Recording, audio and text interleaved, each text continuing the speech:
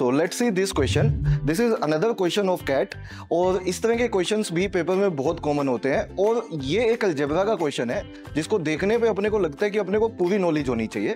But इस particular video में मैं कोई अलजेब्रा का कॉन्सेप्ट नहीं सिखा रहा हूँ आपको, बट मैं आपको बता रहा हूँ कि अगर अपने पास कुछ क्वेश्चन आते हैं तो कैसे उन क्वेश्चंस को हम विद ऑप्शंस कर सकते हैं। Options plays a very important role. अपने को एक बात हमेशा बोलनी है कि जो अपने को पूछा गया है उसका आंसर ऑप्शन में है। अगर हम ये बात अपने आप को बोलते हैं तो कैट में हमारी लाइफ बहुत आसान हो जाएगी, बिलीव मी।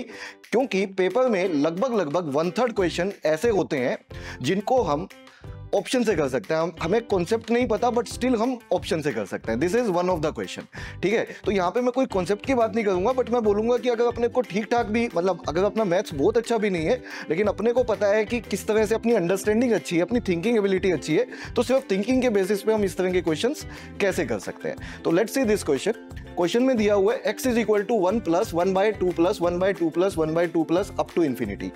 इसको सोल्व करके जो आएगा, हमें बोलना है अपने आप को, इसको सोल्व करके जो आएगा उसका आंसर कहाँ पे है, उसका आंसर ऑप्शन में है। अब अगर हमें √2 और √3 की भी वैल्यू पता है ऑप्शन में तो ये क्वेश्चन खत्म हो जाएगा, बहुत ज्यादा जानने की जरूरत नहीं है। तो आप कहेंगे √2 की वैल्यू नहीं पता सर, तो ये वैल्यू पता होनी चाहिए। बस मैं लिख देता हूं, √2 की वैल्यू होती है हमारी 1.414 और √3 की वैल्यू होती है हमारी 1.732। तो this value comes out to be 0.414 and this value comes out to be 0.732, है ना। तो अगर हमें ये वैल्यू पता है तो ये क्वेश्चन ऐसे ही हो जाएगा। मैं बोल रहा हूँ अगर मैथ्स बिल्कुल भी अच्छा नहीं है अपना तो भी इस क्वेश्चन को हम पेपर में कर सकते हैं। तो आइए मिलकर देखते हैं। ये x का वैल्यू दिया हुआ है और इसको सिंप्लीफाई करके जो आएगा, हमने कहा वो ऑप्शन में है, हमें x का ही वैल्यू निकालना है। तो अब इस क्वेश्चन को बड़ा ध्यान से देखिए, बड़े कॉमन है इस तरह के क्वेश्चन पेपर में जो पूछे जाते हैं। क्वेश्चन में लिखा हुआ है x is equal to 1 plus 1/2 plus 1/2 plus up to infinity. बस मुझे इतना बता दो इस 1 में कुछ ना कुछ ऐड हुआ है या नहीं हुआ है। तो आप कहेंगे सर 1 में कुछ ना कुछ ऐड हुआ है, और अगर 1 में कुछ ना कुछ ऐड हुआ है तो आंसर 1 से ज्यादा होगा या कम होगा। आंसर पक्का 1 से ज्यादा होगा क्योंकि 1 में कुछ ना कुछ ऐड हुआ है। तो इसका मतलब इतना तो समझ में आता है कि आंसर 1 से ज्यादा होगा। तो मैं एक एग्जाम्पल, एक स्टोरी बना के पूछता हूँ कि अगर आप कौन बनेगा करोड़पति में बैठे हुए हैं और आपसे अमिताभ बच्चन पूछता है ये वाला क्वेश्चन, तो आप कौन से ऑप्शन है जो कभी नहीं बोलोगे। आप कहेंगे सर सी और डी तो कभी नहीं बोलेंगे, ये तो एकदम जनरल सेंस है, मतलब देख के पता लग रहा है कि आंसर पक्का 1 से ज्यादा होगा। तो आंसर ऑप्शन कौन से नहीं हो सकते, सी एंड डी कभी नहीं हो सकते। मतलब अमिताभ बच्चन के सामने भी अगर हम बोल देंगे कौन बनेगा करोड़पति में तो वो भी कहेगा कि एक बार दोबारा सोच लो। क्यों? क्योंकि उसको भी समझ में आती है कि ये आंसर कभी नहीं हो सकते। अब 2 ऑप्शन बचे हमारे पास, option A and option B. तो इनमें से कोई ना कोई आंसर होगा। आप कहेंगे सर अभी भी 50-50 पे बच गए, तो कोई ना कोई आंसर तो हमें देना पड़ेगा। तो आगे दिमाग लगाते हैं अपना। मुझे ये बताओ 1/2 कितना होता है। आप कहेंगे सर 1/2 होता है 0.5, राइट। 1/2 डेसिमल में कितना होता है, 0.5 होता है।